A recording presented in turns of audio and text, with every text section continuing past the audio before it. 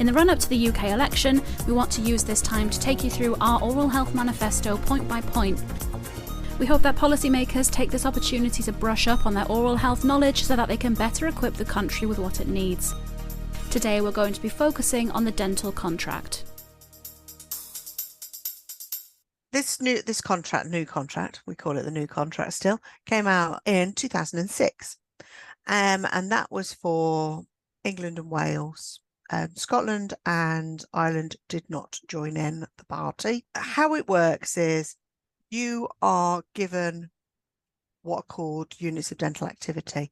So they work on what work you did the year before. So what you did the year before, you're expected to do the next year. So you get these these UDAs. Now, if you imagine them like Monopoly notes. Mm-hmm. So every time you do a checkup, I believe it's 1.5 you give back. Band 2 is slightly different now, but originally it was 3 UDAs that you give, and it's 12 for a band 3, and that's how you get paid. Now you have a certain number per year to use, and once you've used them, that's it. You can so do even no if you consider you can continue doing NHS work, if you don't have these quote unquote UDAs. Monopoly notes, you do not get payment for it. You won't get paid for it. No, you won't get paid, because the way you get paid is to hand these UDAs back. So you sort of cashing in your chips, basically. So if you do more work the next year or take on more patients, you're not going to have enough of these UDAs. You can apply for more, but it was really complex. Now, it was supposed to make life much simpler, because in the old days, every item of treatment had a different code and a different fee. So if you had a large course of treatment, you had a dental nurse that was filling in every filling, every surface of that filling, and then you had to work out how much the cost was, and then the patient paid 80% of the whole cost, up to a maximum. It was 280 off the top of my head. It's a long time ago now. So that was really complicated. So you couldn't say to a patient, it's going to be X amount of money, because you didn't know, because things could change and whatever. So that's the one that was scrapped to bring in the UDA, so that we had 3 charges. So whatever you had done fitted into those 3 charges. So yes, it did simplify the claiming, but it does not work for patients or dentists. It doesn't encourage prevention. It stops people being able to see more patients.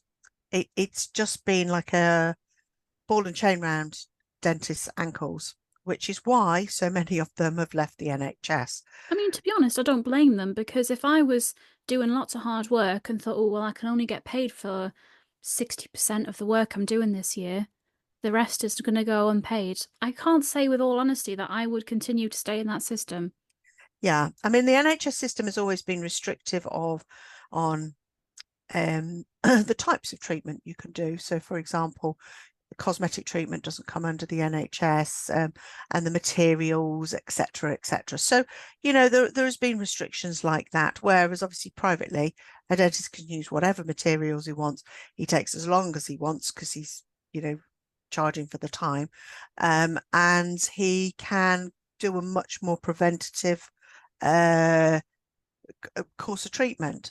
So what we would like to happen is to basically start afresh with the NHS contract, to make it both work for the dentist, but make it a real patient-centric approach, so that we can look at the whole body.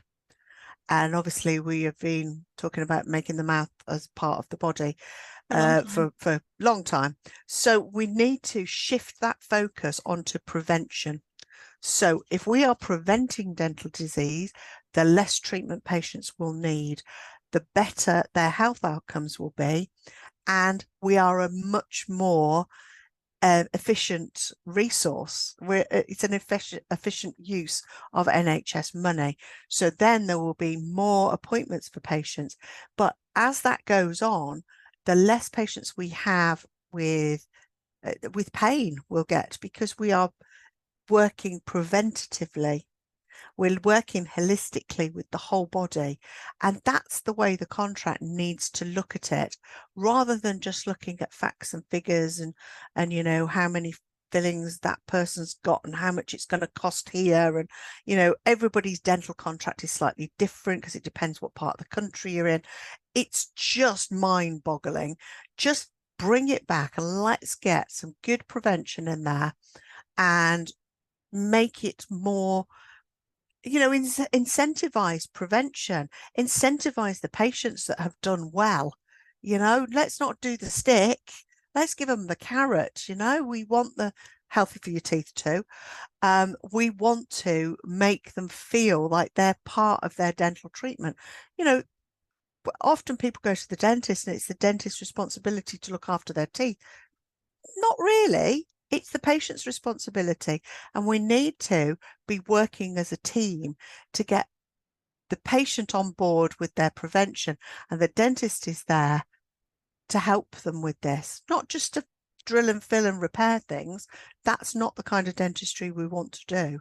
We want to do prevention. And that's where the new contract needs to start. And that's what we're calling for whoever gets into power. That's what we want. Read the full manifesto on our website and get in touch with your local councillor to see what they're planning to do to improve the oral health in your area. Next time we're going to talk about the universal fluoridation of water.